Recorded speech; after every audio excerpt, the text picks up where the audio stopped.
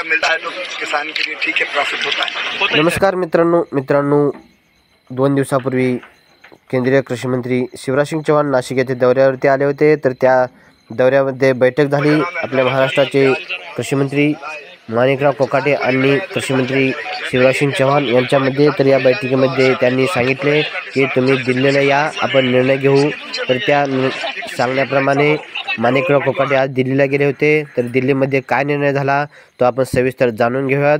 तर मित्रांनो व्हिडिओ शेवटपर्यंत पहा। और लागत एवरेज कितनी आती है इसमें खास का प्रोडक्शन? 1.25 लाख से 1.5 लाख। कैमरा तो डिपेंड करता है ड्रिप इरिगेशन। सर अभी तो 25 रुपए से 30 रुपए तक चल रहा है, 20 रुपए भी है एवरेज। अगर 25 रुपया मिलता है तो किसान के लिए ठीक है, प्रॉफिट होता है सर। और मैंने सर आपको जो यील्ड बताया ना सर, जो यील्ड हेक्टर का बताया, निर्यात मूल्य शून्य करण्याबाबत काय म्हणले ते आपण ऐकणार आहोत। पण शेतकरी मित्रांनो, कृषी मंत्री असून यांना एकरी किती खर्च येतो आणि त्याला किती शेतकऱ्यांना राहते आणि किती परवडते हे माहिती नाही आहे।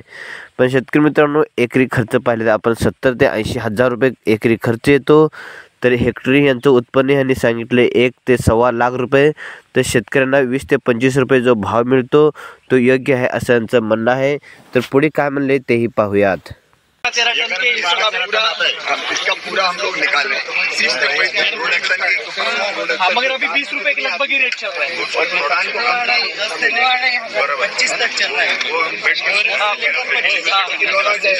दिल्ली में इधर उधर बड़े शहरों में जरा में हल्ला मच जाता है प्याज, लेकिन किसान को नहीं मिलेगा तो किसान क्या करेगा? मैं ये कहता हूँ कि थोड़ा किसान को मिल जाने तो आगे तो आगे थोड़ा। जब से कृषि मंत्री बने हैं इसके पीछे लगे हैं भुगतान निकालेंगे म्हणजे निर्यात शुल्क रद्द करणार आणि शून्य करणार असे म्हटलेले आहे। तर पुढे काय निर्णय होतो तर आपण नक्की माहिती घेऊयात। तर शेतकरी मित्रांनो, या माहितीसह धन्यवाद।